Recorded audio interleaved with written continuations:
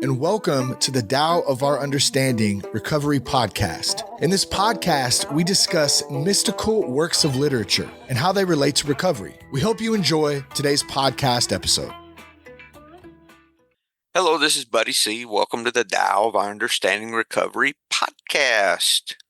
Today we have Brian and Drew and Lou and Oscar. Good to have you guys. We're doing the second part of our discussion of the true man from Thomas Merton's interpretation of Lao Tzu's work, who was a student, of Chuang Tzu's work, who was a student of Lao Tzu. We're on this is pages 60 and 61.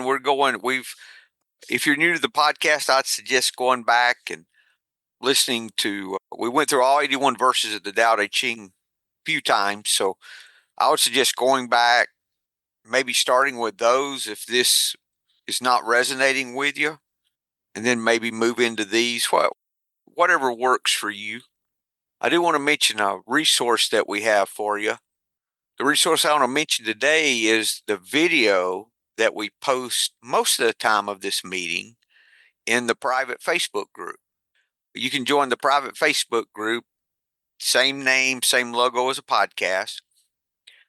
People outside of the group can't see you, but people within can. So if you're okay with that, then you can join our Facebook group. And if we ever have anyone that comes to our meeting that does not want their video shown, we don't show the video. So we're very conscious of that. So if you want to see the meeting itself, you can. And I do not edit. Normally, I do not edit the video. I leave it just as is. So it's usually 10 to 20 minutes longer than the actual podcast. I don't take any pauses or do any of those things unless it's something. If somebody starts with some political talk, I try to take that out. That's about it. I want to stay middle of the road with those things as much as humanly possible. But other than that, you'll see the meeting going on and folks attending and all those things. You're welcome. A lot of people like watching the video instead. And we do post to YouTube, but we post the audio. We do not post the video. So people outside of the meeting itself or the private Facebook group should not be privy to the video. I want us to, for me, maintaining anonymity is very important because it's not about me. It's not about any of us. It's about our experience. That's what, if anything can help someone, it's our experience. It's not us. That's what the Tao is all about, and studying the Tao is all about, is that we're able to let go and surrender our way into a way of life that we can become the observer in life. We can let go, which is what the first three steps are all about. They're about recognizing your unmanageability of your life. The second is there is a solution. There's a way out. And the third is that you turn your will in your life and all that you are, that you let go of that. And you're able to live free of fear. Because I noticed that I held on to all of that most of the time out of fear. Now, I've forgotten the last few weeks, we started this talking about the Tao's very big on this flow of life that we have. And what happens for me is I notice how circumstances at times work out that are way beyond my control. No way I could have made those things work. We're sharing from our experience different times that we've realized that happening. So today I want to share, not from my experience, but from Daily Reflections. It's May 9th. Has a good example of this. So I'm just going to read it. This is May 9th, Daily Reflections, Walking Through Fear. If we still cling to something we will not let go, we ask God to help us be willing. When I had taken my fifth step, I became aware that all my defects of character stem from my need to feel secure and loved. To use my will alone to work on them would have been trying obsessively to solve the problem. In the sixth step, I intensified the action I had taken in the first three steps, meditating on the step by saying it over and over, going to meetings, following my sponsor's suggestions, reading and searching within myself. So she uses the sixth step. We're entirely ready to have God remove all these defects of character. So she said this step over and over again as an affirmation. And then here's the part I want to talk about. During the first 3 years of sobriety, I had a fear of entering an elevator alone. One day I decided I must walk through this fear. I asked for God's help, entered the elevator, and there in the corner was a lady crying. She said that since her husband had died, she was deathly afraid of elevators. I forgot my fear and comforted her. This spiritual experience helped me to see how willingness was the key to working the rest of the 12 steps to recovery. And then she ends with God helps those who help themselves. I would have left that last sentence out. How do I help myself? I help myself by helping someone else. I always thought that helping myself meant I worked harder and did better. But it's interesting that if she prayed to be relieved of the fear, God didn't take, the fear wasn't removed. The fear was removed when she chose to help someone else. Yeah, that's my favorite daily reflection. That's May 9th. I was with someone in a meeting, we talked about this, and they said, I call BS on that. There's no way that happened. I firmly believe that happened. It's interesting. From this tells me if I am willing and sincere, that rather than expecting something just to be removed, we pray and it happens. The quickest way is helping someone else through a similar issue. And that's a principle within recovery over and over again that we find throughout the big book and we talk about often. Any comments before we proceed, guys? Okay, the true man. We, on Drew's good suggestion, we stopped last week. And I'll just read through the rest and then we'll come back. Where the fountains of passion lie deep, the heavenly springs are soon dry. The true men of old knew no lust for life, no dread of death. Their entrance was without gladness, their exit yonder without resistance. Easy come, easy go. They did not forget where from, nor ask where to, nor drive grimly forward, fighting their way through life. They took life as it came gladly. They took death as it came without care, and went away yonder. They had no mind to fight Tao. They did not try, but they did not try by their own contriving to help Tao along. These are the ones we call true men. Minds free, thoughts gone, brows clear, faces serene. Were they cool? Only cool as autumn. Were they hot? No hotter than spring. All that came out of them came quiet, like the four seasons. I know a big part of our conversation last week was we talked a lot about plans and we talked about our place. Really, for me, this is all about our place in life, what our part is in our life.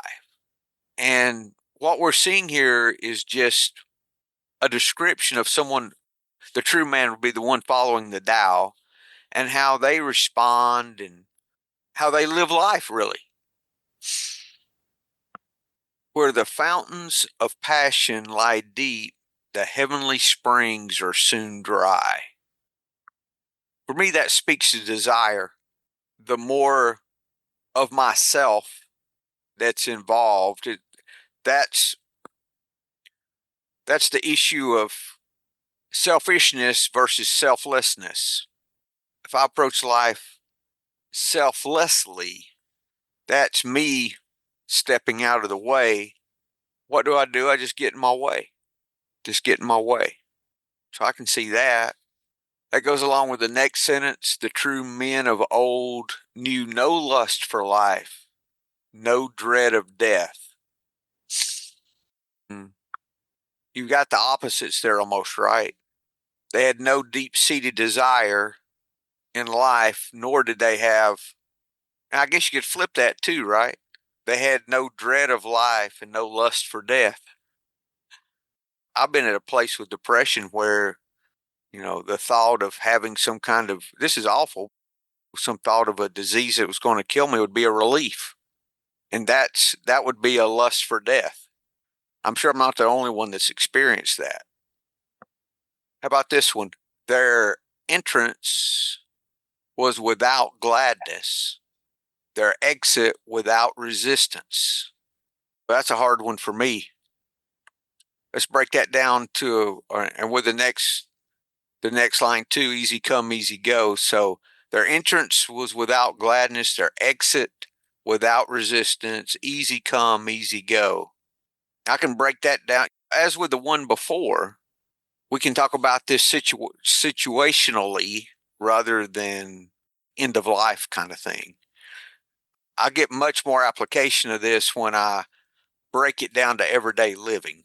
When I'm thinking about it, that I can just accept what's going on, as what's happening as it's happening.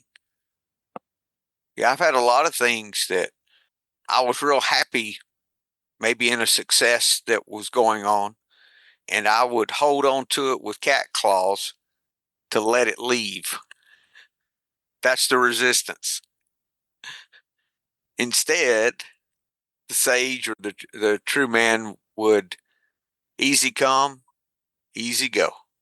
Everything has a season. Brian?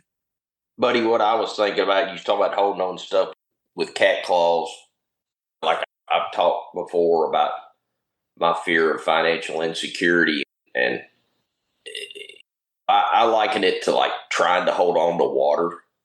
If I just hold it in my hand at ease, I get to keep a little of it. But when I start trying to grab a hold of it, it's all going to just wash between my fingers. And it's just something I have to turn over. I had a little instance the other day. I won't get too far in the weeds with it, but Come on, tell us the details, Brian. We want to hear the details. Yeah, I got a friend of mine says long story, even longer. But I had a used car that belonged to my youngest son that I decided I was going to sell. And good car. We bought it new, no issues, and sold it to a guy. And I get a phone call maybe 2 minutes after, and the transmission is gone out. And I was just like, you got to be kidding me. And the old Brian, I would have been pissed. At the end of the day, it's a used car, and it's as is. But, man, I just wouldn't even think about doing anybody wrong.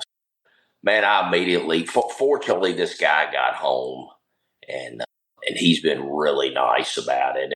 And I told him, I said, hey, look, I've got a good friend who's a recovery friend that I've known for a long time that has another friend, another long-term not recovery friend that owns an auto repair business.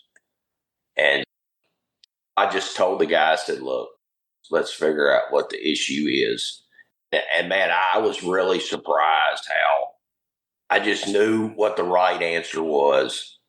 And that I just told the guy, I said, hey, look, let's figure out what the issue is and we'll take care of it. And he actually called me yesterday and said, "Man, I'm really surprised that you didn't just block my number." And I told him, I said, "Honestly, when you called me, I was thinking maybe I left something in the car." And I said, I was really shocked and really embarrassed that, that my first thought was, this guy thinks I'm some shyster and I've done patched this car up. And it was nothing like that. Anyway, that just tells me that the program's working. And I really don't have a whole lot of fear. At first I had some fear around, we're gonna have to get a new transmission and maybe we'll split it or whatever. And I just, you know what, this is what it is. And now it looks like it's a line had a bit of a leak and it was just low on fluid, which is a minor fix. And so, yeah, I just had to keep my cat claws away and just take it as it comes. And that was a little God moment there. That was the promises in action, right? We realized God doing for us what we couldn't do for ourselves. Yeah. And to go even further, I had a lady that was about 2.5 hours away that was chomping at the bit to come get this car. And it didn't work out. And I told my wife, I said, I'm so grateful that she didn't drive 2.5 hours for this car. And then she calls me and she's broke down somewhere in Memphis.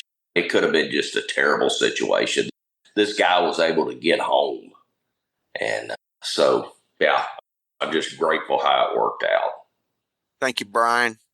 Drew?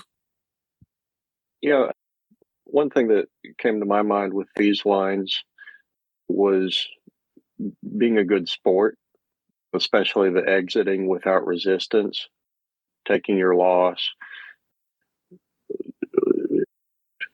in a gracious way, being a gracious loser, being a gracious winner as well. I've done competition stuff all my life, various things, not just sports, but other stuff. And I know when I was younger, I didn't handle winning or losing particularly well. If I won, I wanted everybody to know it. And if my team won, I wanted more of the credit than others. And if I lost, I wanted to be able to blame somebody. If a team lost, I wanted people to know that it wasn't my fault. It was somebody else's fault that we lost. But it's so much nicer now to compete in things. I play pickleball several days a week with people from the neighborhood and go to trivia nights at local places. And it's so much nicer not to care about the outcomes. Like one of my friends, my neighbor across the street, she'll ask me after we've played a bunch of pickleball at the rec center, she'll ask me, how'd you do tonight? And I said, I had a great time. How about you? She said, I won 2 games. I lost 4. The 4 games I lost, the 3 of them weren't my fault. My partner didn't do very well. And blah, blah, blah, blah, blah. I have no clue how many games I win or lose and when I go play. I really don't. That's not something I keep track of. I play my game and congratulate people when they hit really nice shots and don't blame my partner. Don't get mad at myself. Don't gloat. And it's so much nicer for everybody. And people have a good time playing with me because they know that I'm not, my primary motivation isn't to win. It's really to have fun. And I'd much rather lose and have fun than win and not have fun. So that's one thing that's brought to my mind is especially the exiting without resistance. When you lose, when you hit a bad shot, when you make a decision that didn't turn out well, or when you have to do something you just really don't want to do, shut down a business or put down a pet or something like that. just accept that this is part of life and something people go through, and tomorrow will be a new day. Thank you, Brian. Thank you, Drew. This is the 48th verse of the Tao Te Ching. These are a couple of comments about actually, I'll read the verse first. It's short. These are comments from Lu's book, Lao Tzu's Tao Te Ching, translated by Red Pine. Very grateful, Lu, for you putting me onto this. This is good stuff. Okay, verse 48 says, those who seek learning gain every day. Those who seek the way or the Tao lose every day. They lose and they lose until they find nothing to do. Nothing to do means nothing not done. Those who rule the world aren't busy. Those who are busy can't rule the world. This book's great in that it has a number of different teachers, masters of Tao, and I think some Zen masters too, and some Buddhist teachers too, over time. They've commented on this verse. So I'm going to read one of those comments now. And this is about desires and goes perfectly with what we just read about dread of life and lust for life and dread for death and resisting, all those things. Easy come, easy go. Those who seek the Tao begin by using wisdom to eliminate desires. Thus they lose. They're using wisdom and they lose. Once their desires are gone, they eliminate wisdom. Thus they lose again. And they go on like this until the mind and the world are both forgotten. This is the line. Until selfish desires are completely eliminated. Until they reach the state of doing nothing. In other words, it's not doing nothing. It's doing nothing from self or from selfishness. Is what I'm reading. And while they do nothing, the people transform themselves. Thus, by doing nothing, the sage can do great things. Hence, those who would rule the world should know the value of not being busy. Not being busy, for me, would mean caught up in your desires, busy with your own desires and your own agenda, your own contriving. Another comment that goes along from another teacher about that verse. Everyone wants to rule the world, but when people see others doing something to possess it, they cringe. And when the people see the sage doing nothing, they rejoice. This is my line. Those who are wise do not seek to rule the world. The world comes to them. In other words, for me, if I approach life, our May 9th reflection, she's willing. She wants to be free of this fear. And a situation is placed in front of her to free her from the fear. Same thing he's saying here. Those who are wise do not seek to rule the world comes to them.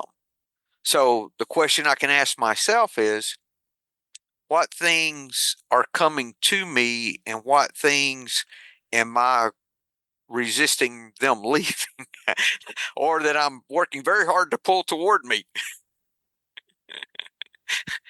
It goes back to that line of the man of Tao stands on what's moving, what's already moving. Same thing. Lou. Yeah, but this seems tied in with Wu Wei, right? When she's in the elevator, just effort. She asks for help and effortlessly presents itself. With Brian's thing, he didn't hang on to it. He let go of the ease, the getting in line, so to speak, getting in flow, then lets it happen. Yes.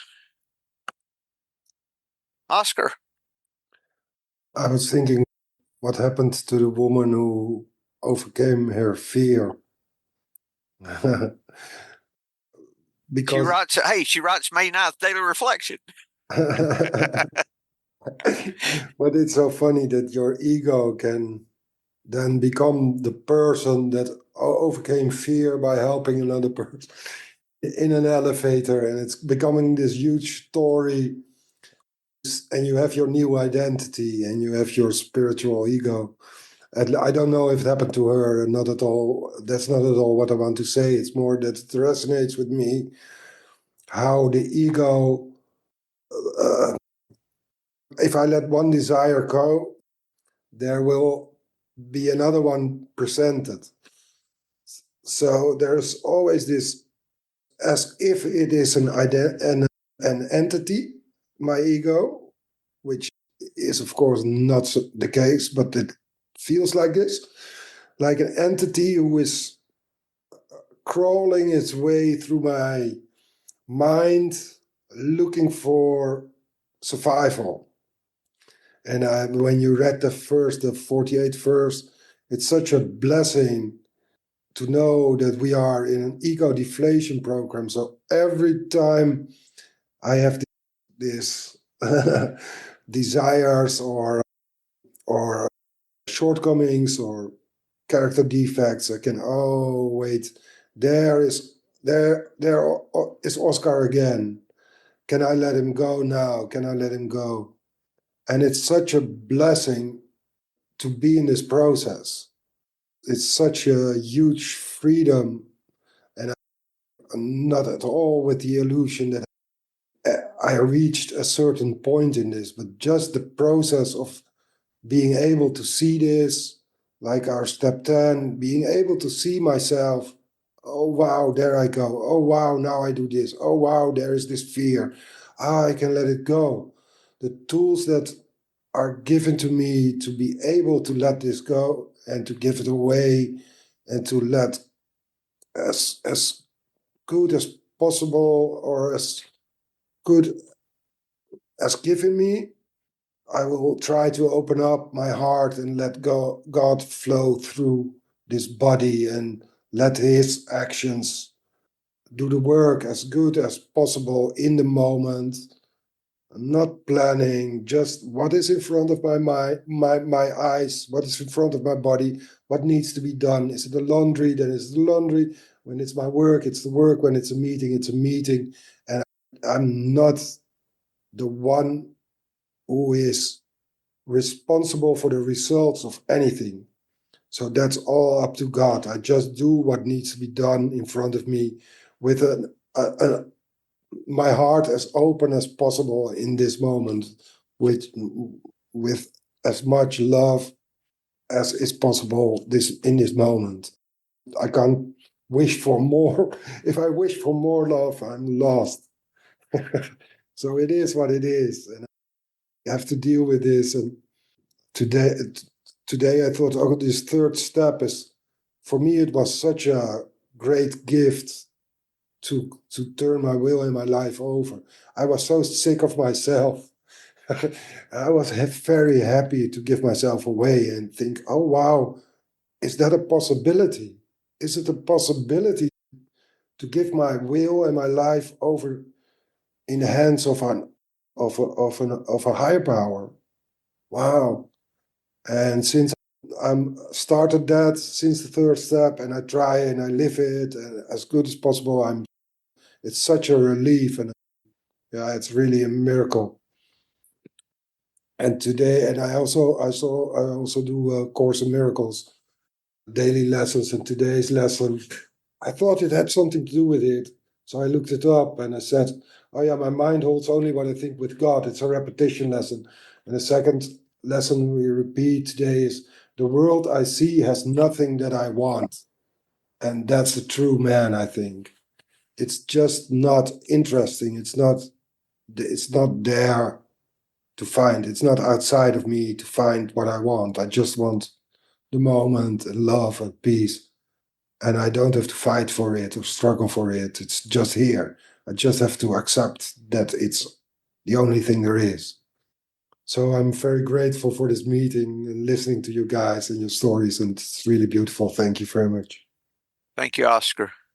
It's quite a gift when we realize that all that time we sought looking outside of ourselves was looking in the wrong direction.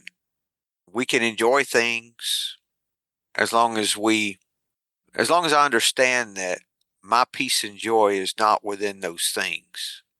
Actually, I enjoy those things more when I'm in service in those things. For example, had a sponsee that was going on vacation, and he was all twisted about, they want to do this, they want to do that, they don't want to do what he was just like, oh, I said, hey, why don't you try this? Why don't you go on your vacation and make it all about them and see if you enjoy it more? And he just paused a minute. He said, okay, I'll try it. Guess what happened? He had a great vacation and it wasn't about him at all. That's just how it works. We find actually we find that I was looking for a devotion. It says something to the effect of, I can enjoy only what I'm willing to give away. And for me, I think that's really true. Drew? Yeah. Oscar mentioning about the ego kind of burrowing in the mind and finding new opportunities to make itself the star of the show. And one thing that reminded me of is in adulthood, I realized that my self-pride was causing a lot more harm than good. It was the object of my attention, and I had to protect it and I had to inflate it. And that was a pretty important part of me maturing, is just coming to grips with how serious my self-pride issues were. And I worked on it, and then I became really proud of working on my self-pride and took pride in that. If my ego wanted recognition for decreasing unhealthy self-pride by being prideful of it, being extra proud of being humble. That's what that reminded me of. And your story about your friend going on vacation and making it more about the people he's going with reminded me that when my wife and I go on vacation, we really go into rural areas and doing hiking. And I've been doing that for years, since before she and I met. And I like just not going as fast as possible, but going at a good pace and not really stopping, and making it kind of more about the exercise of it. And she's really obsessed with documenting everything in nature she comes across: birds, trees, grasses, flowers, bugs, funguses, just everything. So when we go hiking, she wants to stop and document everything. We've talked about that. We've had some fights about that.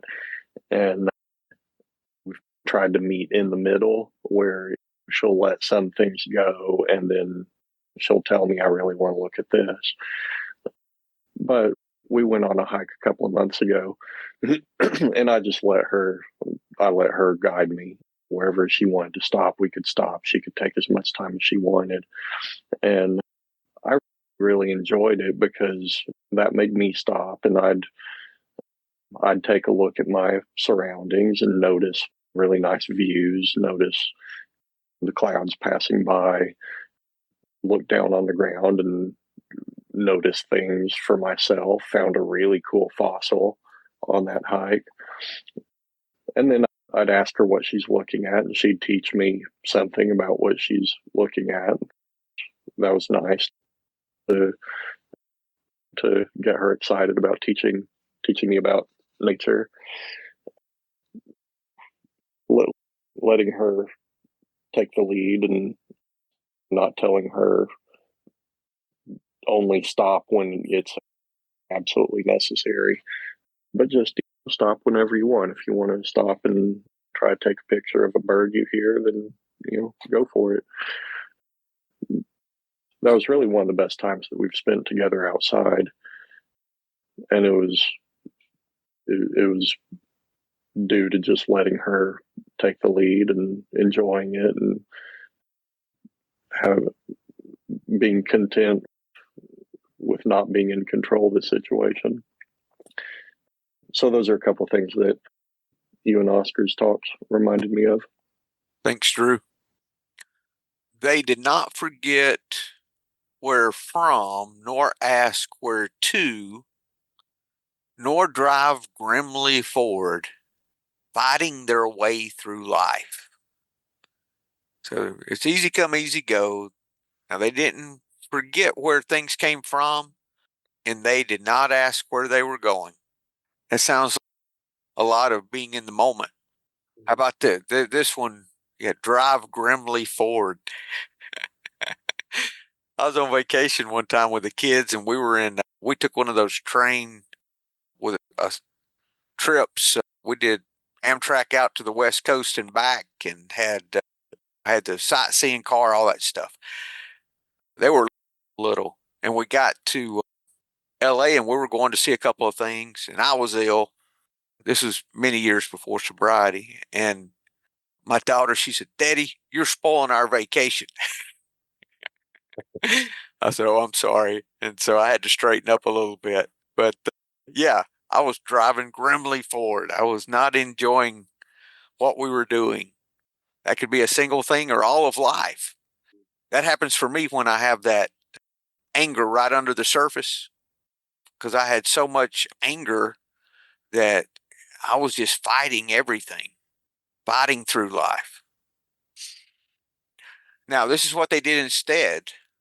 The true man, the sage, they took life as it came, gladly.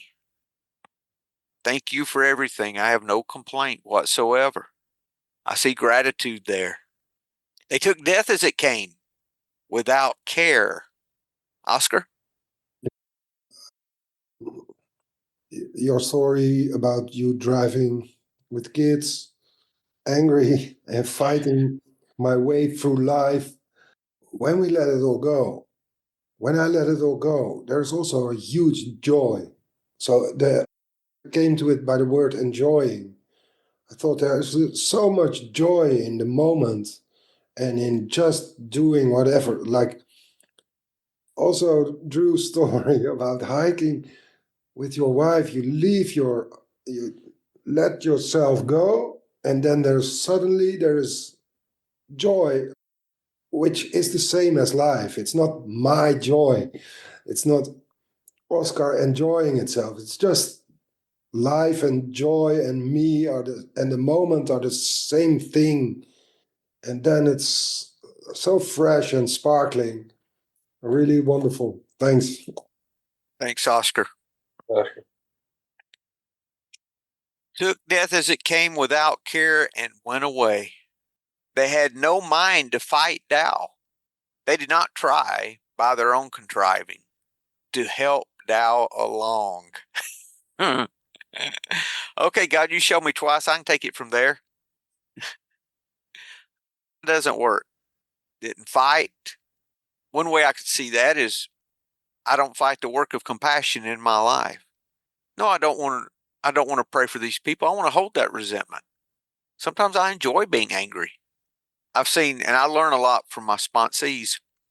I have one that just thrives on drama. There's drama in everything. There's always something going on where he's suing or fighting somebody. And I ask myself, why do you think that is? He says, I don't know, but and he's going on and on. Like, I think it's because you're inviting it. Not only in spiritual principles, what we would think of as the negative side works just the same as the positive. In other words, if I'm willing to be free of a fear, then situations will arise to help me with that. But also, if I'm pacifying a fear, situations will arise there too. It's what I'm willing. My willingness is what attracts what's going on. That's just what I've experienced. Okay. They don't fight the Tao. They don't fight the work of compassion in their life. If God is love, that's one possible meaning of that. They did not try by their own contriving. In other words, they did not try by their own abilities, by their own manipulation, by their own control to help Tao along. So they didn't try to help. I've got a better idea. Let's do this. Maybe I need to hold on to this resentment. I can see some positives to keeping that. Minds free, thoughts gone, brows clear, faces serene. It doesn't mean we don't have thoughts. It doesn't mean that we don't have a life. It just means that we can be open to love's work in our life. Can I choose to be helpful instead of angry? Can I, in this situation, how can I introduce compassion into this situation? What can I do? And it's the simple little things that open the door for me. First, if I can't see nothing and it's just got me blocked, can I find some gratitude in this some way? Can I pray for the person that I'm resentful at? Maybe just pray the will of God for that person. I could pray that for Hitler himself. I could pray the will of God for anybody. Doesn't mean I like them or that I even want anything to do with them. But I can pray the will of God for anybody. And then that seems to just crack the door open a little bit. And then if I sit there, then I can go to that. Thank you for everything. I have no complaint. If I can get into gratitude, then it just seems to open up for me and those resistances start to drop. Now, it talks about this. I like this in that it talks about minds free, thoughts gone, brows clear, faces serene. And I get this vision of almost an angelic figure up above life. Just this person you'd pick out in the middle of anyone, that kind of a thing. But it actually says, I think, the opposite. Were they cool? Only cool as autumn. In other words, they weren't overly, there's nothing particular. They were ordinary looking. Were they hot? No hotter than spring. Not even hot as summer. No hotter than spring. All that came out of them came quiet, like the four seasons. Reminds me of the be still and know that I am God. Be still and know, be still, be.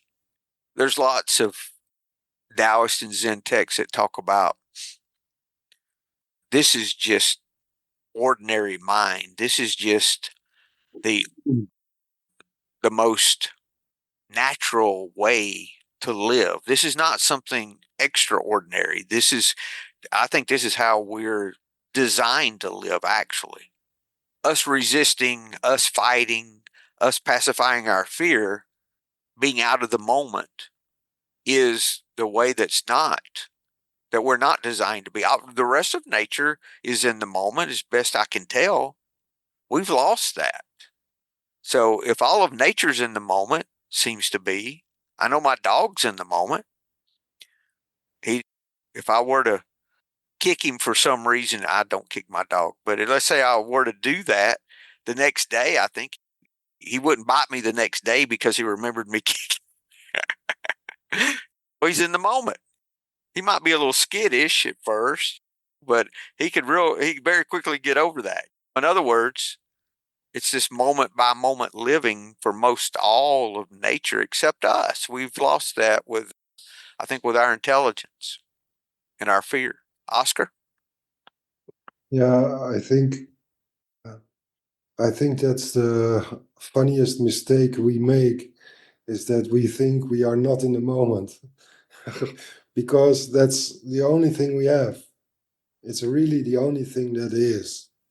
All the past is not here and the future is not here. It's only this.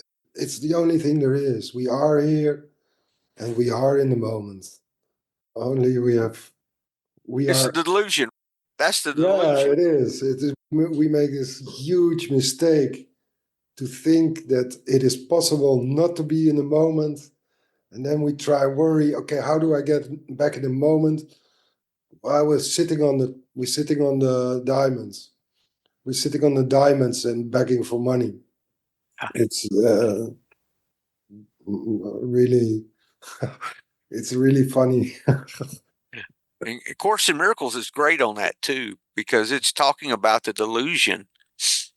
Yeah, it is. Which I really like the realization that we're already here. We're already arrived. There's nowhere to go. And all spirituality does is make us more aware of that. Yeah. And in the end, the Chinese spirituality is the same as Course in Miracles, it's the same as Christianity, it's the same as Muslim traditions.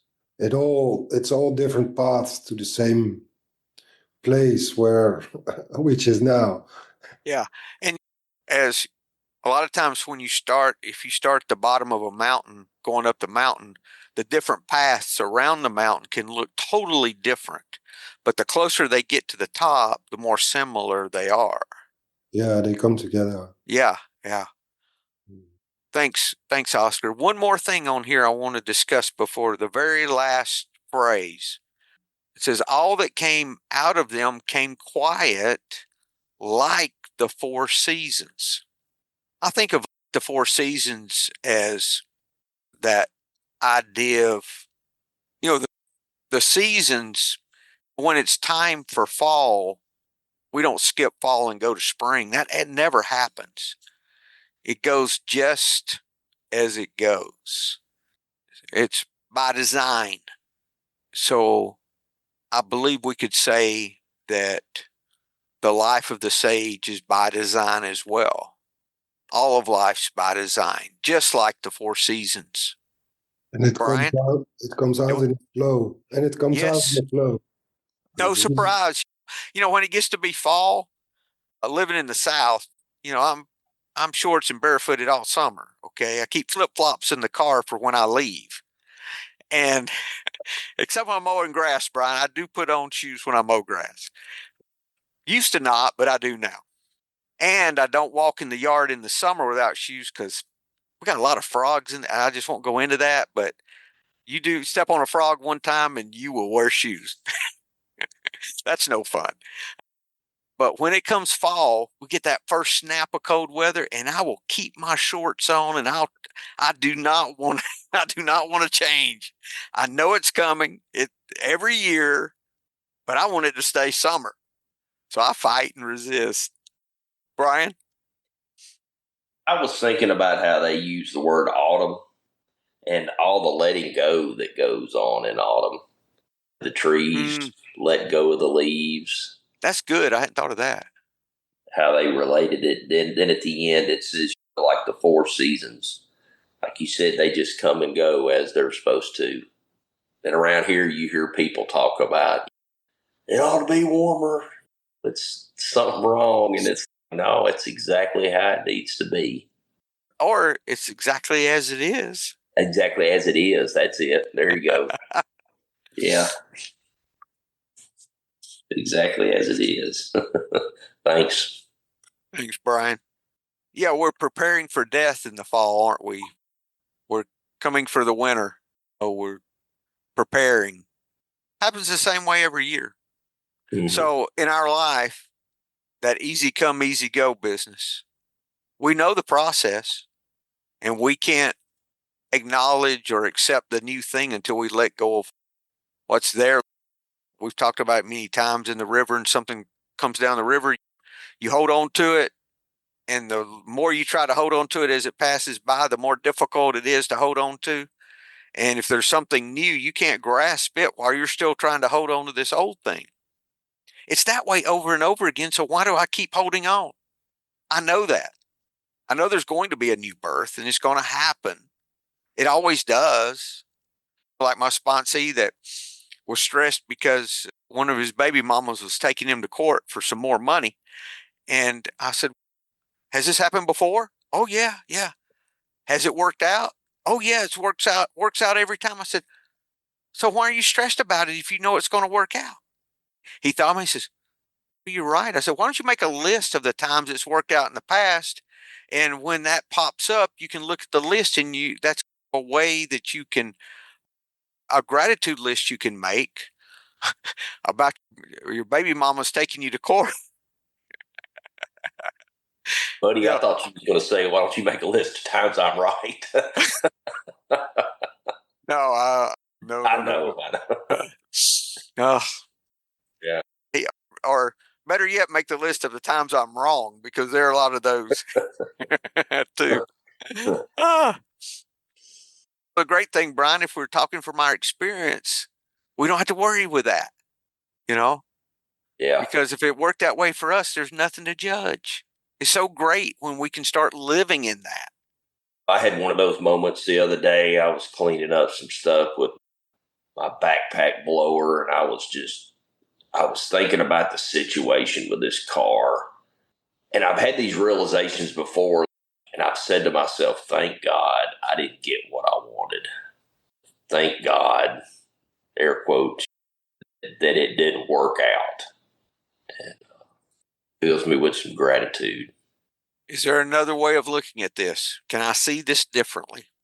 Yeah. I tend to forget the way I'm thinking something to work out, and then it works out. And then I seem to forget all the ways my thinking was screwing with me before. Mm-hmm. If my thinking was a friend, they would not be a friend of mine. I would not take their advice ever again. But I seem to forget that. Mm-hmm. Anything else, guys? Oscar? If my thinking was a person, I would kill him. Exactly. I would kill him. And it wouldn't take very long.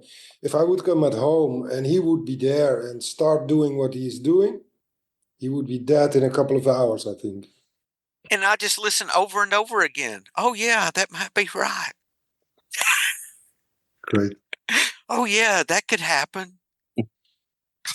Then 10 minutes later, it is right. This is what needs to happen. Yeah. I deserve this. And then the situation goes along, and it's nothing like what I've got construed in my head is going to be. Never. Then we get resentful that it didn't happen the way we wanted. I tell you what, I get over that quick when it's much better than the way I would have thought it would come out. Anything else, guys, before we close? Been a good conversation today. Thank you. If there's nothing else, y'all have a great week. Hope to see you next week. Thank you. Hello, this is Buddy C. I wanted to make you aware of several recovery-related resources that I've posted in the episode description. These resources include a list of recovery podcasts, a free sober meditation app, daily recovery email, shared Google recovery calendars. Hope you put some of these resources to use and have a great week. Thank you for listening to the Tao of Our Understanding Recovery Podcast. If you enjoyed this episode, please share it with your friends in recovery.